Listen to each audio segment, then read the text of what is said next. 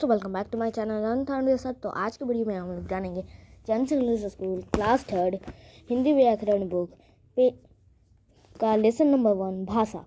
तो चलिए बिना किसी तरह की वीडियो स्टार्ट करते हैं। तो यहाँ पे पहले में 2 पिक्चर्स हैं। तो चलिए अब शुरू करते हैं पढ़ना। सुनो नमन, बोलो अमित। देखिए ये दोनों जो लड़के हैं ये आपस में बोलकर और सुनकर अपनी बात दूसरों को समझा रहे हैं। और भाषा का जो मतलब होता है कि अपनी बात दूसरों को समझाने और उनकी बात समझने का माध्यम ही भाषा कहलाती है। जैसे कि ये बोलकर अभी अमित को बता रहा है और अमित उसे सुनकर इसे जवाब दे रहा है। नेक्स्ट पिक्चर है सूरज पूर्व से निकलता है।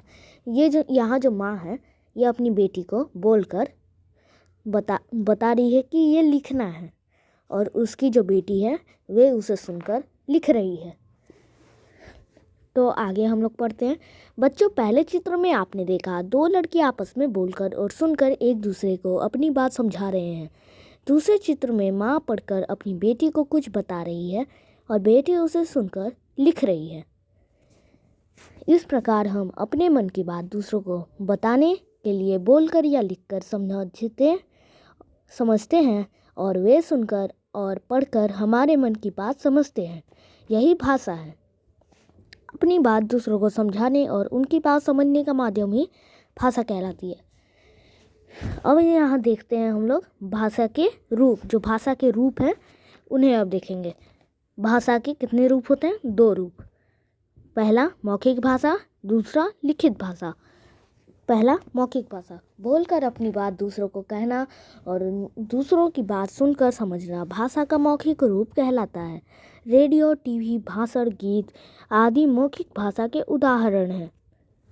अब नेक्स्ट पेज, लिखित भाषा, लिखकर अपनी बात व भावों को प्रकट करना और पढ़कर दूसरों की बातों और भावों को समझना भाषा का लिखित रूप कहलाता है। पत्र, समाचार पत्र, पुस्तक तथा पत्रिकाएं आदि लिखित भाषा के उदाहरण हैं। अब यहाँ नोट है जो अलग से दी हुई है। कभी कभी हम अपनी बात समझाने के लिए बिना बोले और बिना लिखे केवल इशारों या संकेतों का प्रयोग करते हैं। इसे भाषा का सांकेतिक रूप कहते हैं, जिसे ट्रैफिक पुलिस द्वारा लोगों को आने जाने का इशारा करना। देखिए ये जो ट्रैफिक पुलिस होते हैं वे ऐसे बस सीटी बजाकर और गाड़ियों को संकेत देते हैं, ना कि बोलकर। दुनिया में अनेक भाषाएं बोली जाती हैं। जैसे यहाँ देश है और यहाँ उनकी भाषाएं हैं जो उनमें बोली जाती है। जापान जापानी, नेपाल नेपाली, अमेरिका अंग्रेजी। देश भाषा, चीन चीनी, Germany German, France French. Bharat में 1 से अधिक भाषाएं बोली जाती हैं।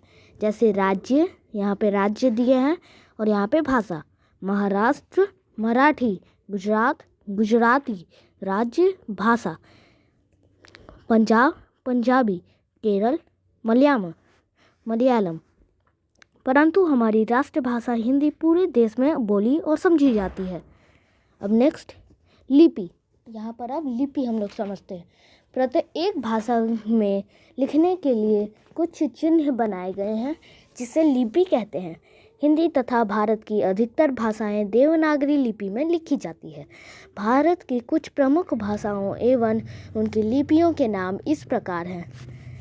यहाँ भाषा है और उनकी लिपियाँ जहाँ पे वो लिखी गई हैं। संस्कृत, हिंदी, गुजराती, मराठी, नेपाली। ये जो सारी भाषाएं हैं वो देवनागरी में लिखी गई है। अंग्रेजी, रोमन, उर्दू, फारसी या अरबी, पंजाबी, गुरुमुखी, बंगला। प्रमुख भारतीय भाषाओं की लिपियों को हम भारतीय नोट पर छपा देख सकते हैं। यानी कि जो भारतीय नोट होती है 2000, 100 या फिर आदि जो नोटें होती हैं उन पे आप यहाँ पे देख सकते हैं कुछ भाषाएं लिखी रहती हैं। अब अलग से है, आइए जानें। मनुष्यों के अलावा पशु पंछियों और नरजीवों की भी ध्वनियाँ होती हैं, परंतु वे भाषा नहीं कहलाती। केवल मनुष्य के मुख से निकलने वाली ध्वनियाँ ही भाषा कहलाती है। अब नेक्स्ट पॉइंट, कभी कभी हम अपनी बात दूसरों को समझाने के लिए संकेतों का प्रयोग करते हैं, परंतु संकेत हमेशा हमारे भावों को स्पष्ट नहीं कर पाते, इसलिए इन्हें भाषा नहीं माना जाता। अब इसे रिपीट करते हैं। अपने मन की बात दूसरों को समझाने और उनकी बात समझने का माध्यम भाषा कहलाती है। भाषा के दो रूप होते हैं, लिखित और मौखिक। बोलकर अपनी बात कहना और सुनकर दूसरों की बात समझना भाषा का मौखिक रूप कहलाता है। लिखकर अपनी बात प्रकट करना और पढ़कर दूसरों की बात समझना भाषा का लिखित रूप कहलाता है। इशारों व संकेतों द्वारा अपनी बात दूसरों को समझाना भाषा का सांकेतिक रूप कहलाता है। तो अगर आपको ये वीडियो पसंद आती है तो चैनल को लाइक, सब्सक्राइब और शेयर जरूर कीजिएगा। तब तक के लिए जय हिंद, जय भारत।